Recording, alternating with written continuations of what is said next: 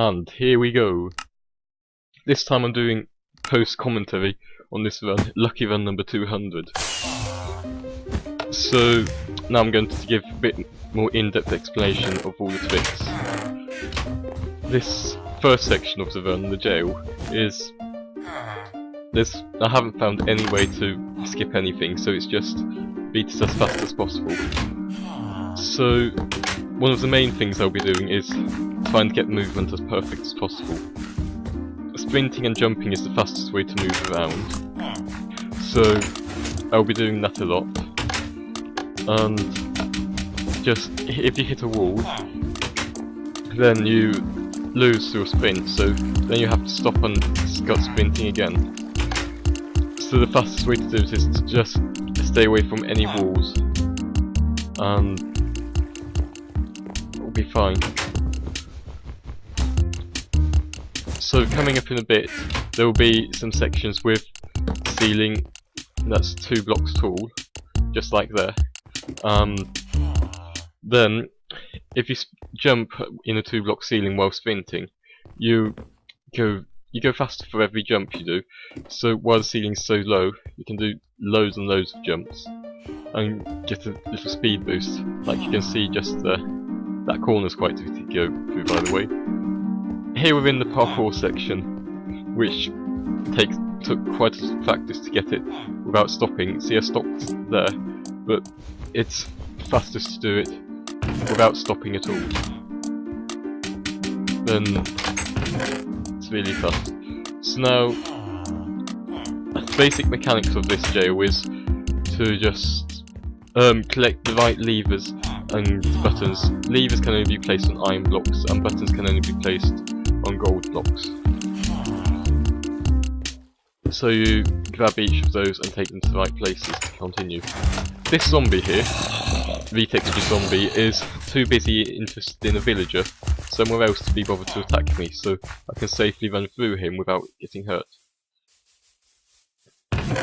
And another thing I'll be doing here is just spamming space as fast as I can, well, mashing space as fast as I can while I'm running along here, trying not to hit the walls, which is trickier than it might sound. Especially as I'm mashing with my left hand and I'm really slow at mashing. But it works and you can go fast. Got to go fast. We're coming up to the end of the jail soon. So I might talk a bit about the backstory to this map. It's made by Dan the Fire Dragon, or DSL Media Pro, and its first estimated time was about 12 hours.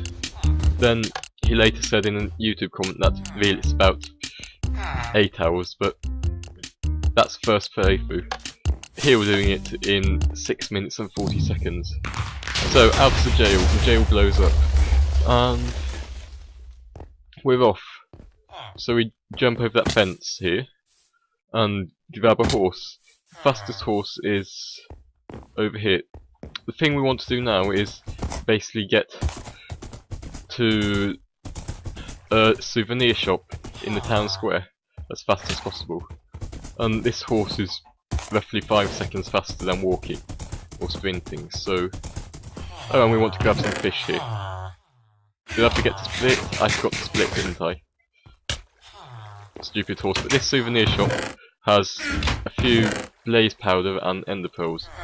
The goal of this map is to go round and collect 12 hour vendors, which are portal keys, to the portal in the bank, which is where I'm heading now.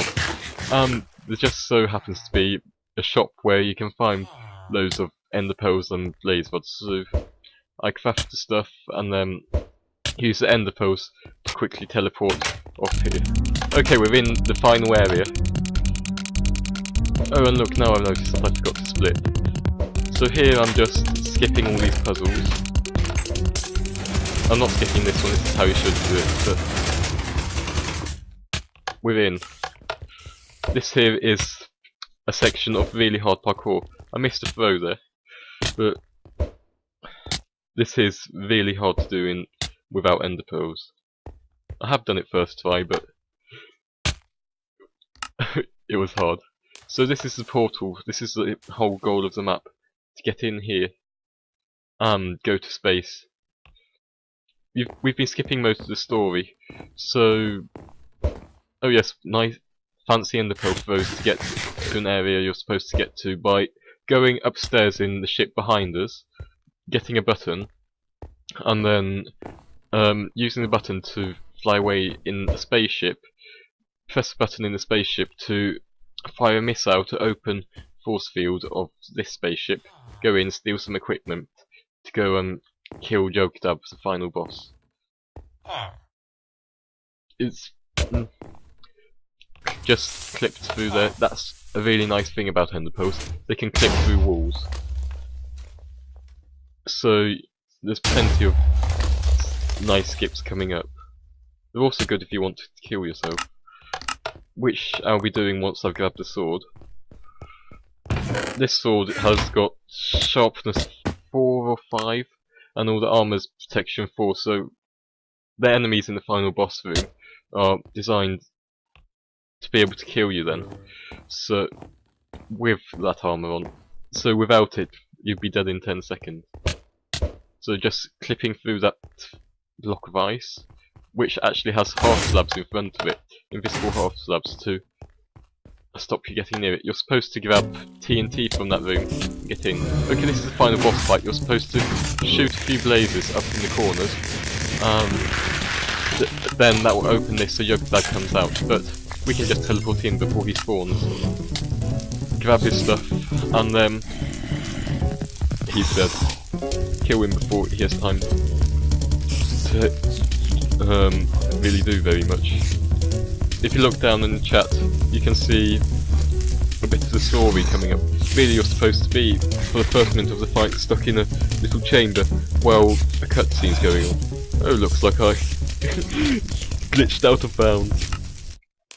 Anyway. So, once you kill him, he drops the end of the dragon egg, which is what this map is named after, the Revenge of the Dragon Egg.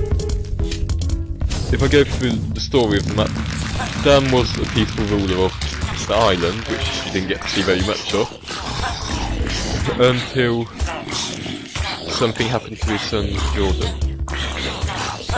He disappeared. You meet Dan. After that, Jokdab takes over and uses the dragon egg to control the town. So we won the dragon. That's Chuck, by the way. He's the guy who was flying the spaceship, and we'll meet him sometime around the island, in the airport I think it is.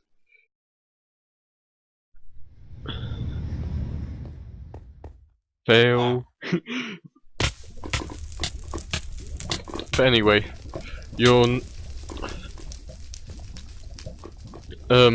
Jokdab controls the island, he controls it from space, and he creates loads of clones of himself, zombies and skeletons, and stuff. Well, zombies are battle bots, but loads of mobs to try and stop us from opening the portal to space, and reclaiming the dragon egg from him.